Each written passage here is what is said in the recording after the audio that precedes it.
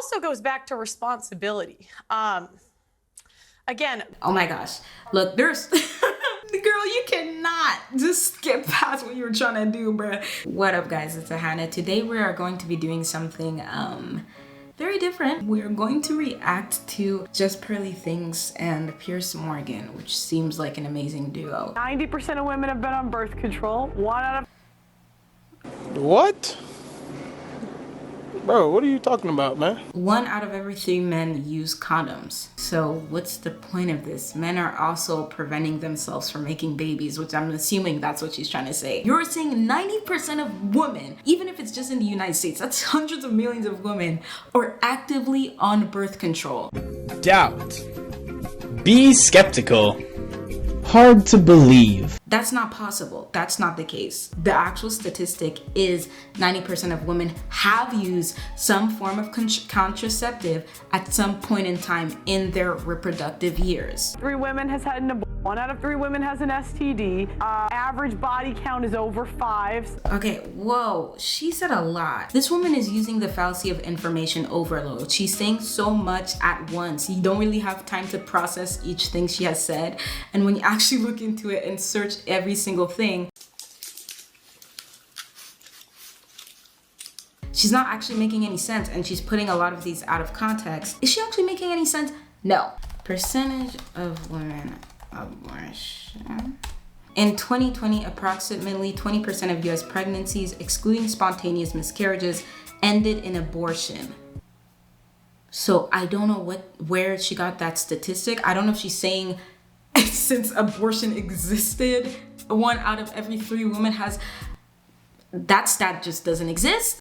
I like you, man. You lie a lot. Women are not virgins on their wedding days. So I understand. Men are also... That would also go for men, because women are having sex with something. Right, Pearl, you would be called the female Andrew Tate. How do you plead? Well, I take it as a compliment. Of course she does. Andrew Tate. Of everything he says? It depends what we're talking about, but overall, I think he's got a good message. I think he's good for young. I would say that JustPearlyThings has said much crazier things than Andrew Tate. So I'm actually shocked that she says that she wouldn't agree with him on everything. I don't know why she's trying to be politically correct here, because I don't think she would say that on her own channel. But yeah, I'm kind of shocked she said that. I feel like you say crazier things. You should agree with him on most things. I don't know. And your view is that modern feminism is deeply flawed. I would argue a lot of your proposals, like taking the vote away from women, are deeply regressive. Why would you want to remove, just from yourself, the right to vote? What? This is next level grifting. Well, what happened was I had the same view, right? Back when I started, I was like, why? I found out that only 5% of women wanted the right to vote. And I couldn't figure out... She needs to start sourcing things, because I did not find that. Second of all, even if that was the case, does that matter? Does most women at the time not desiring to vote because that's not something they ever thought of, because they're in a space where they didn't have any rights whatsoever. They were just stuck at the home, just doing their, duties. Of course, they're not gonna think to themselves they had any purpose in voting at the time. I mean, it makes no sense. Like, do we care about what they say more than what we say now that we have that right? You could use that same logic on like slavery and segregation. Most slaves weren't really trying to cause any trouble, but the ones who ran away, they were the ones who were willing to do what it takes so they could have the right they deserved, which is their freedom. Not because most of them weren't doing the Harriet Marathon every Tuesday doesn't mean they didn't have the right to freedom. It makes no sense. Her argument... I'm gonna let her talk, but the way she's trying to establish this argument is already extremely flawed. That's true. It's true. At, at the time. Because they've been conditioned by men to think that they shouldn't have a vote. I mean, that's... Exactly. That is also true. But it's like they're conditioned to believe they shouldn't have the right. They're in a time where the concept of voting was probably the least of their priorities anyways. Let my husband will do it. You know what I mean? But, I started reading their writings, right? And what I found out was that the reason a lot of women advocated for it was because they believed it was the beginning of the breakdown of the family. Before the breakdown of the family. You know, before you became one in marriage, 85% of people were married. And, you know, I hate to say it, but they were right. What has happened 100 years later? Did she just say that women desired to vote because they thought it would break up the nuclear family? Which, there's no correlation there. So all of these progressive things that were happening at the same time as the nuclear family was, you know, there's no causation to that. It also goes back to responsibility. Again, Oh my gosh. Look, there's... Girl, you cannot just skip past what you were trying to do, bruh. Wait, first of all, you're not gonna speed past that like you didn't just say what you just said. again, men are 80 to 90% of the military. They run all of the We're going into a different conversation. This is an entirely different conversation. So we were talking... percent of the military. They run all of the infrastructures that make society run.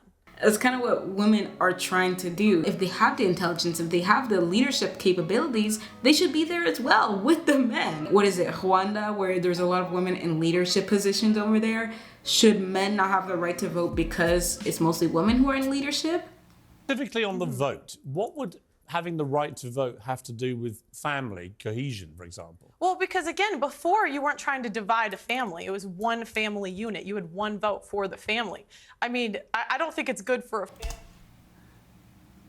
You better present a source that has studied that there's some sort of dividation between families. What's destroyed the nuclear family more than anything, you promote promiscuity among men. Well, promiscuity among men creates baby daddies and baby mamas, and it creates unstable households where there's single moms or single dads. So, I'm just saying. Just to take you back to the to the women's writings that you've allegedly read. I mean, at Allegedly? The time, well, at What the do you mean time allegedly? Because I can't find it. That's why it's... At the time that you're talking about, you know, women weren't really allowed to write. They weren't allowed to go to school. Or Yes, they often couldn't were. write. Yes, they So were. That's actually, incorrect. The first okay, female what year are we property, the first talking female property owner was in the 1600s. The idea that women couldn't work. The first woman being able to own property in the 1600s, they didn't have the same access to property as men till way later than that. Not because some woman was able to do that for herself, which is amazing. That was a historical moment. It was just the beginning of what was going to come, which is having full access, full equality. 100% of women would not want to go back to those times where they didn't have much freedom and didn't have much independency. Oh no, the first female millionaire was in the late 1800s. And was that inherited? I mean, all of this is true, but some instances of progress with women receiving rights has nothing to do with the 95% statistic of women not wanting the right to vote, which I don't know if it's real. That doesn't mean that those 95% were correct in whether women should have the right to vote. And also, shouldn't the women who have that access now be more relevant than the ones who never got that access? Your big push is that you care about men and you don't think that men are getting enough of a say. But Well, I care about hang women on, too. I I haven't care made about the women point too, yet. Because of feminism, okay? What I wonder is when you start making calls out like repeal the 19th, women shouldn't be allowed to vote. How is that helping young men? Because these young men have women in their lives, they have mothers, they have sisters, they have teachers, and they turn around, they don't know how to act around women because you're giving them license to be misogynistic. That was a very good point. It is licensed, because if they listen to her and they go up to mom like, you shouldn't be allowed to vote, mom. Why are you going to vote for this person? You're 12, you don't even, can you name one president? Anyways, you're affecting women that also exist in the lives of the men you are trying to talk to. What are you trying to teach men about the women in their lives that they supposedly are, that they're supposed to care about? Am I missing something? You wouldn't call it misogynistic? Like I say, be equal. So again, men think do that's what all of most the. feminists are Well, saying. then okay, I'd love for the feminists. Please apply for the oil rigs. Please go do the hard. Okay, if you want equality, be equal. It's like, okay, well, why are you telling us we shouldn't have the right to vote? And she says, apply for the oil rigs. Please go do the hard jobs in society. They're don't you open. go and They're work there? hiring because I don't equate for. I don't think men or women are equal until we do the Right. equal work. So what does this have to do with whether women should have the right to vote?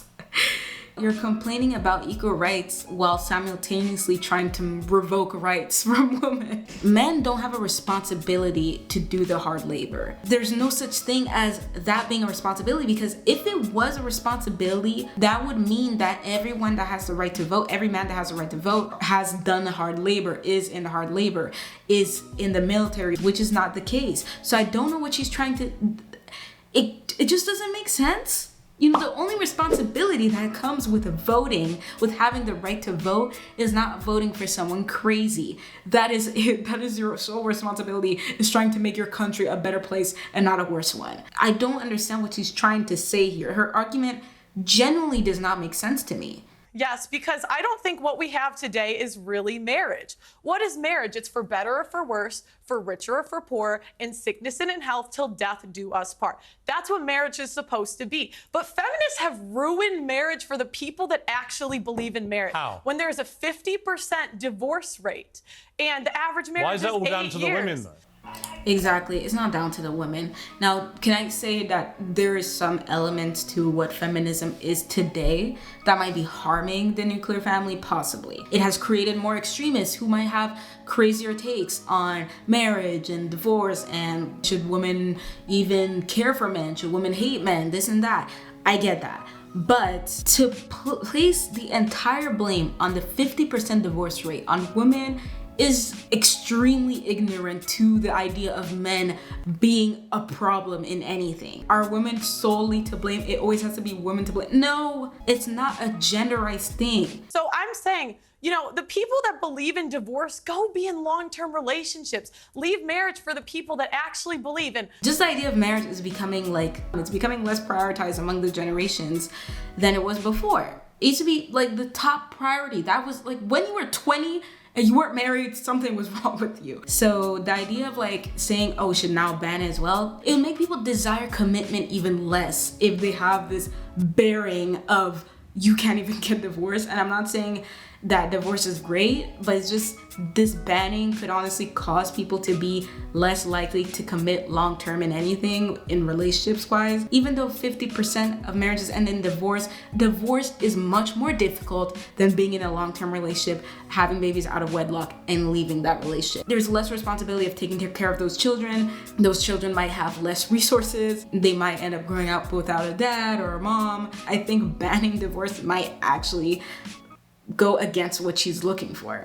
She was always talking about how women shouldn't have an opinion and this and that, but she's a woman and all she does is voice her opinion. I mean, it's just like the whole idea of women not having the right to vote, the idea of being able to vote is literally your voice being heard at the highest level as being only a citizen.